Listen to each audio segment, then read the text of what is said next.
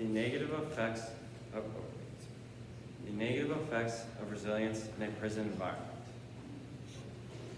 Every year, over 600,000 people are put behind bars in the U.S. alone. Due to the abusive society formed in the injustice American prison system, prisoners around the states have suffered a variety of effects from this injustice system. Some of the things they have struggled with is they struggle to adapt to a difficult life, induced mental problems, and a development of negative resilience.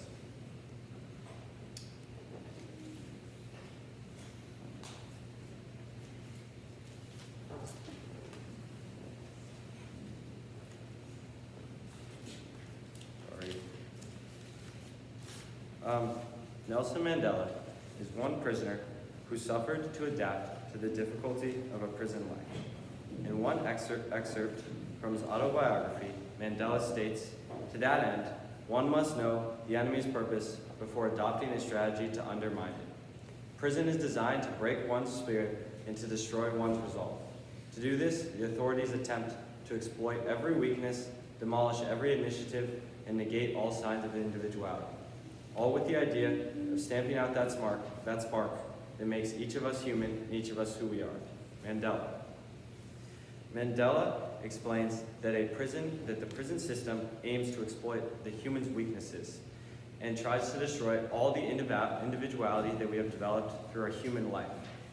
Overall, Mandela shows a great example of how a prison society aims to destroy the spark that makes us human. Mental effects. In addition to negating our individuality, a prison society also leaves ex-inmates with a variety of mental issues after their time in prison. One quote from Paul Bebbington helps discuss the mental effects prison has left on inmates. Ex-prisoners suffered in excess of current psychiatric problems, including common mental disorders, psychosis, post-traumatic disorder, substance dependence, and suicide attempts. They are more likely to screen positive for attention deficit hyperactivity disorder and autistic traits, to have low verbal IQ, and to lack qualifications. From post-traumatic stress disorder and autistic traits, prisoners can suffer a variety of mental diseases. And all of these diseases could lead to an over-reliance on substances to help them deal with these issues. In addition to this, these substances many times can lead to suicide attempts and death. This graph here, and also in the prison system, these mental health problems are rampant. As this graph shows, over half of prisoners have reported some sort of mental health problems in their time during prison, showing it is not an issue that it is a rampant issue in prisons. Negative resilience. One of the most common places in American society is a workplace. One article from Kamado Vemesu in The Dark Side of Resilience states, in a recent study, Adrian Fernham and colleagues showed that there are dramatic differences in people's ability to adapt to stressful jobs and workplace environments. In the face of seemingly hopeless circumstances, some people resemble a superhero cartoon character that runs through a brick wall, unemotional, fearless, and hyperphlegmatic, to protect against psychological harm. They develop quite aggressive coping mechanisms that artificially inflate their ego. As we can see, normal American workplaces can cause unhealthy habits developed in their workers and employees, such as an unhealthy type of fearlessness and a lack of good emotion. We can only imagine that this simple idea in common workplaces would be amplified in the more stressful and more anxiety-driven society of the prison world. Another example of negative resilience comes in the country of Haiti. One quote from Rahil discusses this history. Reuter notes that cumulative trauma and adverse responses to traumatic events can result in adaptive recovery/resilience. Given Reuter's contribution, post-earthquake Haiti provides an ideal context in which to study resilience, because as a nation, it has experienced cumulative trauma, beginning with slavery, followed by centuries of social and political turbulence, and culminating in centuries of structural violence that facilitate the perpetuation of inequities such as poverty, illiteracy, and preventable disease.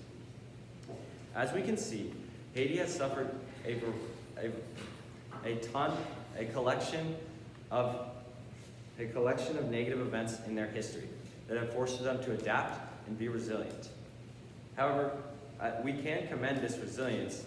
It has led to a continued problem of mass poverty and other major issues in the Haitian society, with most recently the 2010 earthquake causing even more poverty to the wreckage of homes that was caused after the earthquake.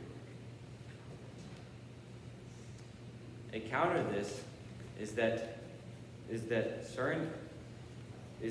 animals such as brown rats in urban societies have positively adapted to negative situations. Jason Munchie South, an evolutionary ecologist at Fordham University in New York, and colleagues analyzed the genomes of 262 rats and found that the animals have evolved distinct genomic profiles in different neighborhoods. The scientists believe it's because the rat populations do not move freely between these spots and slowly over time accrue differences. As we can see, the brown rats who live in urban societies that are very hostile towards their kind and species have still been able to adapt positively certain attributes to help them survive in these societies. However, my rebuttal to that is that the human brain and human body are much more complex creatures than animals such as rats, and they would suffer much more dangerous effects due to resilience. In conclusion, the only way this problem of prison resilience, of negative resilience in prisons can ever be solved is through the higher-ups in our society and the governmental officials who control these prison systems. Until then, prison inmates will continue to suffer from a variety of mental effects, negative resilience, and other problems until the American prison system can be solved. That's my opinion. Terrific. Elvis, I've got a couple of questions for you, and then this will be a wrap. So first off, what evidence did you gather that you didn't include in this presentation, and when? I had a lot of evidence. I had some quotes about solitary confinement, and I almost cut out the Haiti part because mine was a little too long. But the solitary confinement was the last piece of evidence I cut because I had a lot of evidence that I wanted to include in there, but my presentation kept going too long when I practiced it. So. Okay, terrific. And then as a follow-up, how did you use the conclusions or questions of other people to advance your own research? Be specific about maybe one or two examples. I used some conclusions that people have made that that things such as solitary confinement may have not affected prison systems, and I used other conclusions that the American prison system has been poor to help increase my argument. Because in the beginning, I didn't exactly know what was happening in prisons, so I used the conclusions of the main one would be the solitary confinement, and then the conclusion of Nelson Mandela with his experience in prison to help me advance my research. Okay, terrific.